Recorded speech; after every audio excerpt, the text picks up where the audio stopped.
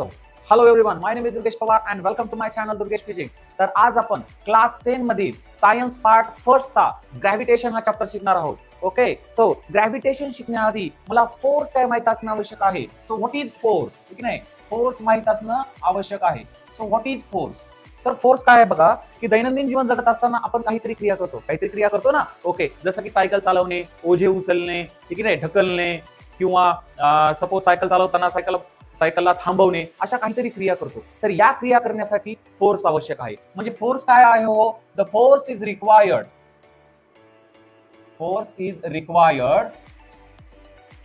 To move an object. The force is required to move an object. बर, मग sir की force हा फक्त ऑब्जेक्टचं मोशन करण्यासाठीच आहे का? तर नाही, तर ऑब्जेक्टची डायरेक्शन चेंज करण्यासाठी पण फोर्स आवश्यक आहे. नेक्स्ट, ऑब्जेक्टचा शेप चेंज करण्यासाठी पण फोर्स आवश्यक आहे. नेक्स्ट, ऑब्जेक्टची साईज चेंज करण्यासाठी पण फोर्स आवश्यक आहे. ओके नाही, force is required to move an object as well as direction, shape and size. Okay, next, मग सर या फोर्सचे टाइप्स किती आहेत? ओके नाही, टाइप्स ऑफ फोर्स.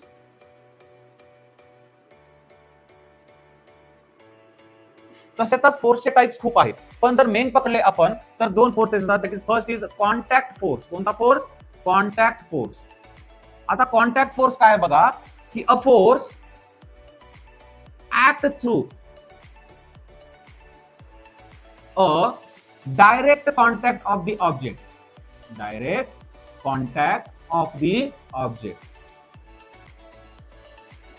म्हणजे कसं, सपोज बघा तुम्ही गाडी चालवत आहात. ओके नाही, सपोज तुमची गाडी बिघडली, असं होऊ नये पण कदाचित झालं तसं. गाडी बिघडली तर तुम्ही काय करणार हो, गाडीच्या बाहेर येऊन त्या गाडीला काय करणार, पुश करणार. कसं बघा, सपोज आता ही तुमची कार आहे, कार काढ तुम्ही. सपोज ही तुमची कार आहे. ओके, तर तुम्ही काय करणार, बाहेर येऊन आता तिला गॅरेजमध्ये न्यावं लागेल ना. ओके नाही, तर मग काय करणार, तुम्ही त्या गाडीला असं पुश करणार, समोर नेणार. ओके नाही, म्हणजे तुम्ही एक ऑब्जेक्ट आहात, कार एक ऑब्जेक्ट आहे, बरोबर का? मग तुमचा कॉन्टॅक्ट कुठं झाला हो, इथे. ठीक आहे नाही, त्या गाडीला इथे कॉन्टॅक्ट झाला तुमचा. म्हणजे की आता कोणता फोर्स लागला, मग कॉन्टॅक्ट फोर्स. डायरेक्ट कॉन्टॅक्ट झाला तुमचा आणि कारचा डायरेक्ट कॉन्टॅक्ट झाला ना इथे, दॅट इज कॉन्टॅक्ट फोर्स. मग दुसरं एखादं एक्झाम्पल सांगता येईल का कॉन्टॅक्ट फोर्सचं? की बघा, सपोज आता हा पेन आहे. ओके नाही, आता या पेनला मला उचलून बाजूला करायचंय. ओके नाही, किंवा उचलायचंय, तर मी काय करणार हो, माझा हात घेऊन येणार आणि त्याला उचलणार. म्हणजे या हाताचा आणि या पेनचा काय झाला हो, एक प्रकारचा कॉन्टॅक्ट झाला. That is contact force. म्हणजे कसा उचलला मी, मसलच्या सहाय्याने उचलली ही पेन. म्हणजे मस्क्युलर फोर्स इज द, म्हणजे कोणतं एक्झाम्पल झालं याचं, muscular force. So muscular force is the type of contact force. Next is the second is non-contact force. Non-contact force. आता non-contact force कसा आहे बघा, a force applied between any two objects, even if they are not in contact. Such a force is called as non-contact force. म्हणजे कसं, की बघा, की आता सपोज हे दोन ऑब्जेक्ट आहेत. ओके, हे सपोज दोन ऑब्जेक्ट आहेत माझ्याकडे, आणि आता या दोघांमध्ये काही कॉन्टॅक्ट आहे का हो, नाही, पण तरी पण फोर्स लागतो, त्याला म्हणतो आपण नॉन कॉन्टॅक्ट फोर्स. मग असे फोर्सेस कोणते आहेत? ओके नाही, जर त्याचे एक्झाम्पल बघितले तर पहिला आहे मॅग्नेटिक फोर्स. कोणता? Magnetic force.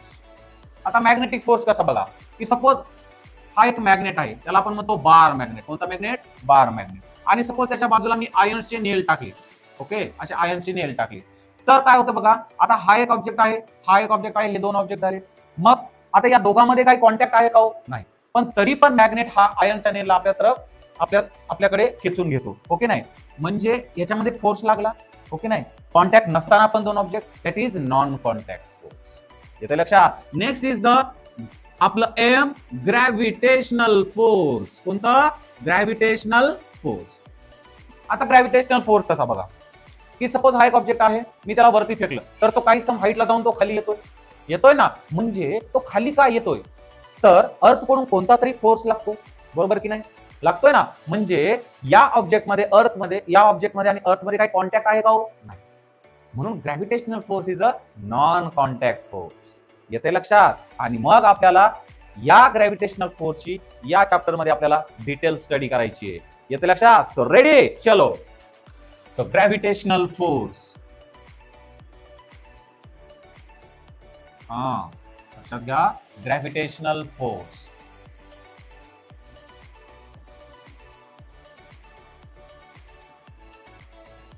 आता ग्रॅव्हिटेशनल फोर्स कसा आहे बघा, की तुम्ही 9th क्लासमध्ये शिकला आहात की gravitational force is a universal force. काय आहे हो gravitational force?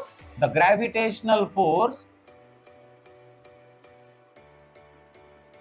Is a universal force. आता युनिव्हर्सल फोर्स कसा, की सपोज आता हे दोन ऑब्जेक्ट आहेत, ते कुठं प्रेझेंट आहेत आता? अर्थवरती. ठीक आहे ना, कुठे प्रेझेंट आहेत? अर्थवरती. आणि जर का मी या ऑब्जेक्टला युनिव्हर्स मध्ये जरी ठेवलं तरी पण त्यांच्यात फोर्स लागणार आहे, that is gravitational force. Okay, म्हणजे ग्रॅव्हिटेशनल फोर्स कोणता फोर्स आहे हो? युनिव्हर्सल फोर्स आहे, की युनिव्हर्स मध्ये कोणत्याही दोन ऑब्जेक्ट मध्ये हा फोर्स लागणार आहे. ओके, मग नेक्स्ट, की या ग्रॅव्हिटेशनल फोर्सचा शोध कसा लागला आणि कुणी लावला? ओके, हे महत्वाचं आहे. So the phenomenon of gravitation, the phenomenon of gravitation was discovered by Sir Isaac Newton. Sir Isaac Newton. म्हणजे या ग्रॅव्हिटेशनल फोर्सचा शोध तुम्ही लावला हो? सर आयझॅक न्यूटन यांनी. मग या ग्रॅव्हिटेशनचा शोध कसा लागला? ठीक नाही, कसा लागला शोध? ठीक नाही, एक स्टोरी आहे. असं म्हणतात की न्यूटन सर हे एका झाडाखाली बसले होते. ओके, आता मी झाड काढतो बघा. हा, हे झाड. ओके, कशाचं झाड होतं होते? ऍपलचं झाड. ओके सर, कशाचं झाड होतं? ऍपलचं झाड. हे त्याला ऍपल्स लागलेले. ओके, आणि न्यूटन सर त्या झाडाखाली बसले होते, ऍपलच्या झाडाखाली. मग काय झालं बघा, ते खाली ऍपलच्या झाडाखाली बसले असताना त्यांच्या समोर एक ऍपल खाली पडला की नाही. मग त्यांनी विचार केला की ऍपल हा खाली का पडला? ओके नाही, म्हणजे कसा पडला तो? व्हर्टिकल. म्हणजे तो हॉरिझॉन्टल का गेला नाही? हॉरिझॉन्टल इकडे का गेला नाही किंवा इकडे का गेला नाही, खालीच का पडला, असा त्यांनी विचार केला. ओके, म्हणजे तो कसा पडतोय हो apple? Along the perpendicular to the surface. Along the perpendicular to the surface. मग त्यांनी असा विचार केला की आता मला सांगा की हे जे ऍपल्स आहेत हे वेगवेगळ्या डिस्टन्स वरती आहेत, बरोबर की नाही? आता बघा, हा ऍपल आणि हा ऍपल वेगळ्या डिस्टन्स वरती आहे की नाही? मग हा फोर्स या ऍपलला पण लागतोय का? हा फोर्स हा या ऍपलला पण लागतोय का? कारण हा कसा वेगळ्या डिस्टन्सवर आहे की नाही? किंवा या ऍपलला पण लागतोय का? या ऍपलला पण लागतोय का? असा त्यांनी विचार केला. मग पुन्हा त्यांनी असं वर बघितलं आणि त्यांना दिसला काय हो? मून. आता मून तर खूप डिस्टन्स वरती आहे ना, हो ना? मग त्यांनी असा विचार केला की हा फोर्स या मूनला पण लागतोय का? ओके, मग त्यांनी आणखीन जर डिस्टन्स बघितलं तर आपल्या सोलार सिस्टम मध्ये सन आहे, अदर प्लॅनेट्स आहेत, मग त्यांना पण हा फोर्स लागतोय का? असा त्यांनी विचार केला आणि सुरू झाली ग्रॅव्हिटेशनची कहाणी. ओके, मग त्यांनी आपल्याला नंतर सांगितलं फोर्स अँड मोशन बद्दल. कशाबद्दल हो? Force and motion. ओके, बघूया फोर्स अँड मोशन. आता फोर्स अँड मोशन काय आहे? आता फोर्स आपल्याला माहिती आहे. फोर्स काय आहे हो? एखाद्या ऑब्जेक्टचं मोशन करण्यासाठी, एखाद्या ऑब्जेक्टची डायरेक्शन चेंज करण्यासाठी, एखाद्या ऑब्जेक्टचा शेप चेंज करण्यासाठी, एखाद्या ऑब्जेक्टची साईज चेंज करण्यासाठी फोर्स आवश्यक आहे. फोर्स पुन्हा कशासाठी आवश्यक आहे? सपोज तुम्ही गाडी चालवत आहात, भ्रूम भ्रूम भ्रूम भ्रूम, ठीक नाही? गाडी चालवत आहात, तर गाडी चालवताना काय झालं? सपोज तुम्हाला गाडीची स्पीड कमी करायची, तर तुम्ही काय करणार? त्या ब्रेकवर पाय देणार आणि गाडीची स्पीड कमी करणार. म्हणजे तुम्ही ब्रेकवर पाय दिला म्हणजे काय केलं? एक प्रकारचा फोर्स लावला, बरोबर का? म्हणजे the force is necessary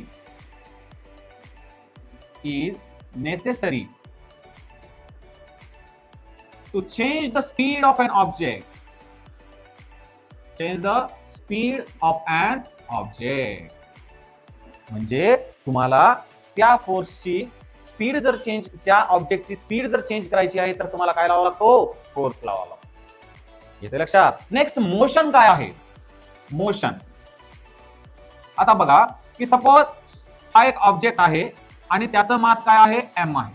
okay, आता मला याला मोशन मध्ये आणायचं तर मला काय लावावा लागतो? फोर्स. आणि मी जर या ऑब्जेक्टला फोर्स लावला तर हा ऑब्जेक्ट कसा येईल? मोशन मध्ये, बरोबर का? येते का लक्षात? That is motion. आणि मग न्यूटन सरांनी आपल्याला 3 लॉज ऑफ मोशन सांगितले. ओके नाही, न्यूटन्स लॉज ऑफ मोशन जे खूप महत्वाचे आहेत आपल्यासाठी. Newton's laws of motion. तर आता फर्स्ट लॉ काय आहे? फर्स्ट लॉ बघा, फर्स्ट लॉ काय आहे, ठीक आहे नाही? An object constantly remain rest or in a state of motion along a straight line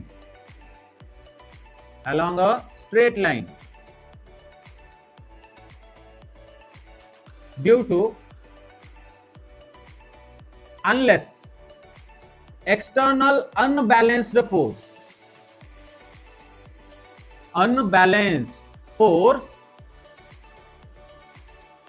act on it. काय आहे? An object constantly remain rest or in a state of motion along a straight line due to unless external unbalanced force act on it. म्हणजे काय आहे बघा, की suppose आता मी रेस्टवर आहे, okay, तर मी रेस्टवरच राहणार, किंवा मी मोशन मध्ये आहे तर मी मोशन मध्येच राहणार. कधीपर्यंत? जोपर्यंत मला एखादा एक्सटर्नल अनबॅलन्स्ड फोर्स लागत नाही तोपर्यंत. मग व्हॉट इज अनबॅलन्स्ड फोर्स? आता अनबॅलन्स्ड फोर्स काय आहे, ओके नाही, बघूया. अनबॅलन्स्ड फोर्स काय, बघूया. अनबॅलन्स्ड फोर्स बघा. आता बघा की सपोज आता तुम्ही रस्सीखेच खेळ खेळलाय ना? हा, खेळला असेल, मला माहिती आहे की नाही? हा, तर सपोज इकडे एक मुलगा उभा आहे आणि इकडून एक मुलगा उभा आहे, ओके. आता त्या दोघांमध्ये ही आहे रस्सी. आता ते दोघं काय करतायत? रस्सी खेच खेळतायत. एक इकडून ओढतोय, एक इकडून ओढतोय, ओके नाही? बर, मग मला सांगा, हा इकडून तेवढ्याच फोर्सनी ओढतोय आणि हा तिकडून तेवढ्याच फोर्सनी ओढतोय. मला सांगा, फोर्स तर लागला. आपण म्हणतो की फोर्स लागला की ऑब्जेक्टचं काय होतं? मोशन होतं, ओके नाही? पण फोर्स तर लागलाय, पण रस्सी हलत नाहीये, ती दोर हलत नाहीये. का हो? असं काय झालं? कारण की दोन्हीकडून ही कसा फोर्स लागतोय? सेम फोर्स लागतोय. मग त्या फोर्सला काय म्हणायचं sir? That is balanced force. कोणता फोर्स? बॅलन्स्ड फोर्स, की नाही? म्हणजे हा जो ऑब्जेक्ट आहे, रस्सी एक आपला ऑब्जेक्ट आहे, तो कसा राहिला हो? रेस्टवर राहिला. का रेस्टवर राहिला फोर्स लागून सुद्धा? कारण त्याला दोन्हीकडून पण कसा फोर्स लागला? सेम फोर्स लागला. आणि त्याला म्हणतो आपण बॅलन्स्ड फोर्स. पण सर आपलं टार्गेट आहे अनबॅलन्स्ड फोर्स, ओके नाही? मग मी काय केलं बघा, की सपोज इकडून एक मुलगा आहे आणि इकडून दोन मुलं आले हो. इकडून किती मुलं घेतले? दोन. आणि याच्या मदतीला एक मुलगा आला, ओके, आणि मध्ये आता एक रस्सी आहे, ठीक नाही? आणि हा त्याला ओढतोय, है ना? मग आता यांच्या सुरू झाला रस्सी खेच खेळ, हो ना? तर बघा की आता इकडून एकटाच ओढतोय, हा एकटाच फोर्स लागतोय, पण इकडून हे दोन फोर्स, डबल फोर्स लागतो इकडून. म्हणजे रस्सी कोणीकडे जाईल हो? यांच्या साईडला जाईल. म्हणजे की रस्सीचं काय झालं आता? मोशन झालं. मग या फोर्सला काय म्हणायचं? That is unbalanced force. कोणता फोर्स? अनबॅलन्स्ड फोर्स लागला म्हणतो आपण. कोणता फोर्स? Unbalanced force. मग हा अनबॅलन्स्ड फोर्स जर एखाद्या ऑब्जेक्टला लागला नाही तर एक तर तो ऑब्जेक्ट रेस्टवरचा ऑब्जेक्ट रेस्टवरच राहील आणि मोशन मधला ऑब्जेक्ट मोशनच करत राहील. असा न्यूटन सरांचा पहिला लॉ आहे. समजलं व्यवस्थित? चलो, next is the second law of motion. Newton's second law of motion, okay. व्यवस्थित लक्षात घ्या, कारण न्यूटन सरांचे लॉ आपल्यासाठी खूप महत्वाचे आहेत या चॅप्टर साठी, हो ना? तो सेकंड लॉ. तर सेकंड लॉ काय आहे बघा, की the rate of change of momentum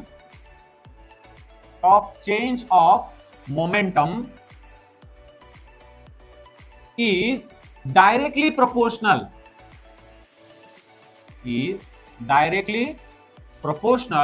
to the applied force.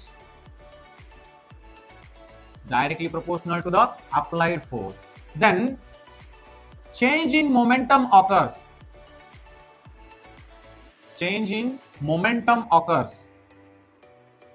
due to the in the direction of force.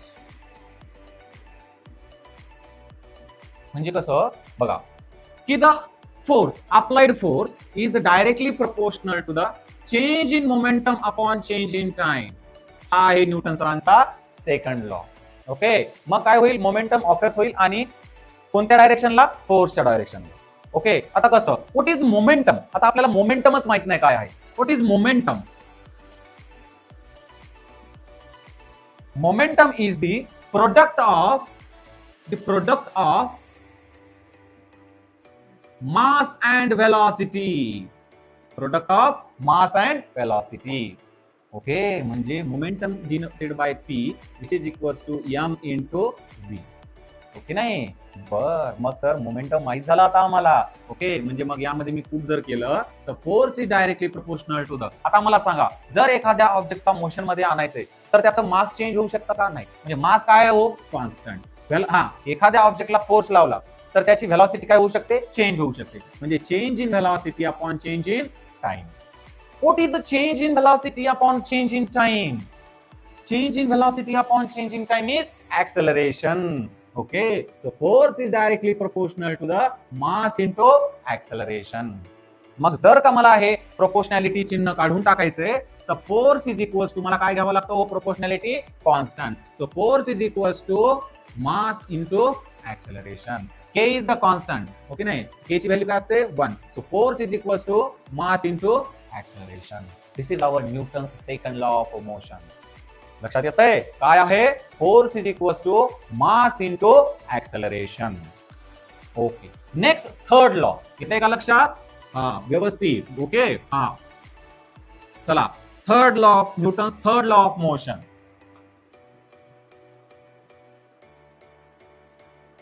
काय आहे थर्ड लॉ? की एव्हरी ऍक्शन फोर्स